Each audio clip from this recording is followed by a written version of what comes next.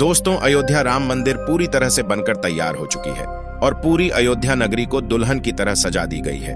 रामलला की भी मूर्तियां बनकर तैयार हैं, प्राण प्रतिष्ठा की विधि तय हो चुकी है। अब बस पूरे देश को इंतजार है 22 जनवरी का, जब पूरे 500 सालों के संघर्ष के बाद आखिरकार रामलला अपनी जन्मभूमि पर बने इस भव्य मंदिर में विराजेंगे। हर तरफ खुशी का माहौल है, पूरी दुनिया की नजर अयोध्या पर है। अयोध्या में भगवान श्री राम के बाल रूप के 3 मूर्तियां बनकर तैयार हैं। तीनों को अलग अलग मूर्तिकारों ने बनाई है। पहली मूर्ति गणेश भट्ट ने बनाई है, दूसरी मूर्ति सत्यनारायण पांडे ने बनाई है और तीसरी मूर्ति अरुण योगीराज ने बनाई है।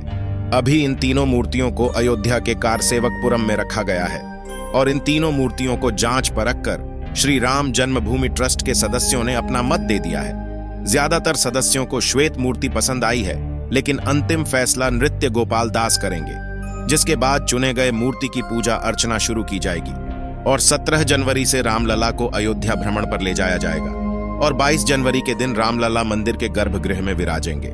आपको बता दें कि ये तीनों मूर्तियां इतनी खास इसीलिए हैं क्योंकि इन तीनों मूर्तियों के मूर्तिकारों ने इसे बनाने में सालों की मेहनत लगाई है और मूर्ति के हर एक चीज पर काफी ध्यान दिया गया है। इन तीनों मूर्तियों के आकार समान है, जिसमें 5 वर्षीय रामलला धनुष बाण लिए खड़े हैं। मंदिर के गर्भगृह में रामलला की प्रतिमा के साथ सीता माता की मूर्ति नहीं होगी, क्योंकि यह रामलला का बाल स्वरूप है। मूर्ति की ऊंचाई 51 इंच है और सोने की जिस सिंहासन पर रामलला विराजमान होंगे उनकी ऊंचाई 8 फीट है। रामलला कमल के पुष्प पर खड़े होंगे और गर्भगृह में इस प्रतिमा को ऐसे स्थापित किया जाएगा कि 30 मीटर की दूरी से भी भक्त इसके दर्शन कर पाएंगे। इसके अलावा शायद आप में से काफी कम लोग ही जानते होंगे कि अयोध्या नगरी में भगवान श्री राम की भव्य प्रतिमा बनाई जा रही है। तकरीबन 181 मीटर ऊंचाई वाली यह प्रतिमा स्टैच्यू ऑफ यूनिटी जितनी ऊंची होगी, लेकिन सिंहासन पर छतरी के साथ इस प्रतिमा की ऊंचाई 251 मीटर होगी।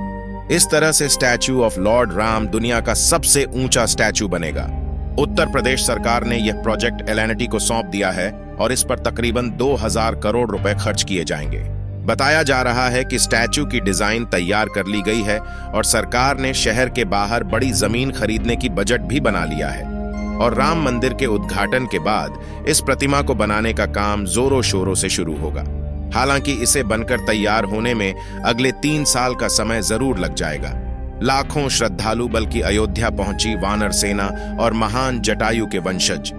ये है प्रभु श्री राम के प्रति इन जानवरों की श्रद्धा का चमत्कार। इस वक्त अयोध्या से एक ऐसी खबर आ रही है जिसे सुनकर आपका दिल तेजी से धड़कने लगेगा और मुंह से सिर्फ एक ही नाम निकलेगा, वो है जय श्री राम। जैसा कि सभी जानते हैं कि जब रावण ने माता सीता को अगवा कर लिया था, तब पक्षियों के राजा जटायु ने रावण को रोकने की कोशिश की थी, लेकिन रावण ने अपनी तलवार से जटायु के पंख काट दिए थे। इसके बाद घायल जटायु ने यह खबर श्री राम को देकर उनकी गोद में अपने प्राण त्याग दिए थे।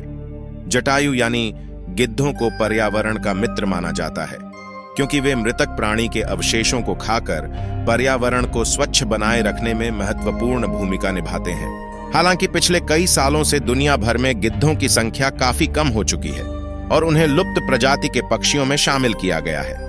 लेकिन आपको ये जानकर हैरानी होगी कि रामलला के प्राण प्रतिष्ठा के शुभ अवसर पर अचानक ही अयोध्या के मलिकपुर के जंगलों में गिद्धों का कई झुंड आ पहुंचा है और वे पिछले कुछ दिनों से यहीं पर रहने लगे हैं, मानो वे जटायु के रूप में प्रभु श्री राम का स्वागत करने आए हो। इन गिद्धों का दर्शन करके वहां के लोग एक अलग ही खुशी का लहर महसूस कर रहे हैं। इसके अलावा बताया जा रहा है कि न सिर्फ गिद्ध बल्कि अयोध्या में पूरी वानर सेना भी पहुंच चुकी है, क्योंकि पिछले कुछ दिनों में अयोध्या में कई बंदर और भालू इत्यादि जैसे प्राणी अत्यधिक मात्रा में दिखने लगे हैं। राम मंदिर पहुंचे श्रद्धालुओं की तरफ से हजारों तोहफे लाए गए। किसी ने लाया पवित्र जल तो किसी ने भेंट किया अपने जीवन का सबसे बड़ा आविष्कार। रामनगरी अयोध्या में प्रभु श्री राम की प्राण प्रतिष्ठा की तैयारी जोरों शोरों से चल रही है। शहर के एक से एक कोने को दुल्हन की तरह सजाया जा रहा है। हर तरफ खुशी का माहौल है और पूरी दुनिया की नजर अयोध्या पर टिकी हुई है। देश के करोड़ों श्रद्धालुओं की तरफ से रामलला के प्राण प्रतिष्ठा के लिए अनेक बेशकीमती तोहफे पहुंचाए जा रहे हैं। इसी बीच नेपाल से भी श्रद्धालुओं का एक समूह अयोध्या आ पहुंचा है। जिन्होंने श्री राम जन्मभूमि तीर्थ ट्रस्ट के लिए महासचिव संपत राय को नेपाल की 16 पवित्र नदियों के पानी का कलश भेंट किए हैं। इस पवित्र जल को यज्ञशाला में रख दिया गया है और प्राण प्रतिष्ठा के दिन रामलला के अभिषेक में इस जल का इस्तेमाल किया जाएगा।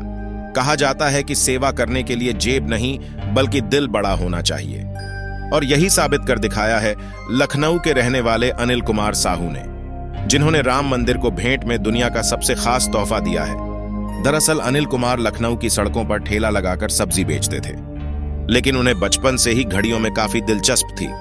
कई सालों तक मेहनत करने के बाद उन्होंने एक ऐसी घड़ी बनाकर दिखाई जिसमें 9 देशों का समय एक साथ दिखता है। इसमें एक और खासियत है कि मिनट और घंटा के लिए इस घड़ी में 2 अलग अलग नहीं बल्कि सिंगल काटा है, यानी एक ही घड़ी की एक ही सुई से एक ही समय पर 9 देशों का समय देखा जा सकता है।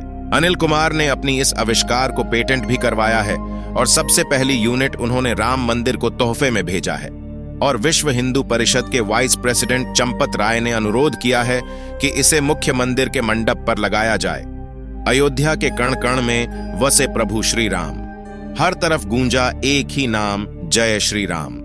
दोस्तों, सड़कों से लेकर दुकानों तक और हवाई अड्डे से लेकर रेलवे स्टेशन तक अयोध्या के कण कण को सजाया जा रहा है।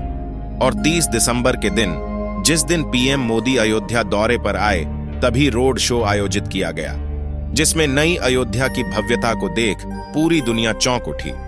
इस रोड शो में हर तरफ जय श्री राम के नारे इस तरह से गूंज रहे थे कि पीएम मोदी के भी रोंगटे खड़े हो गए थे।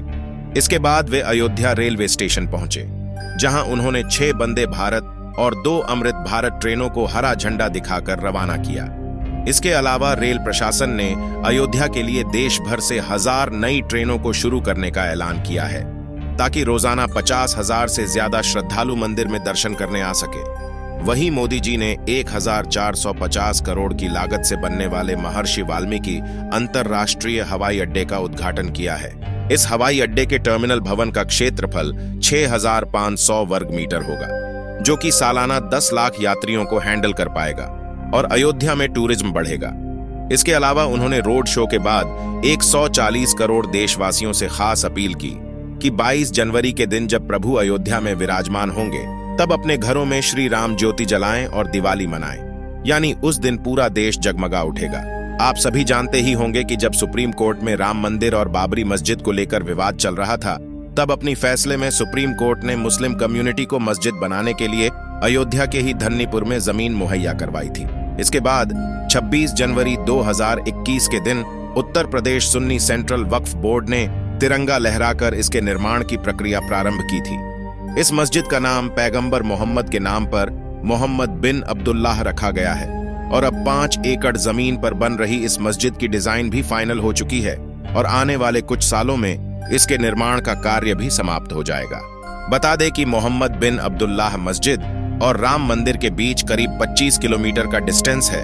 तो दोस्तों, आज सारे विवादों को भूलकर अपनी खुशी साझा जरूर करें, साथ ही कमेंट में जय श्री राम अवश्य लिखें।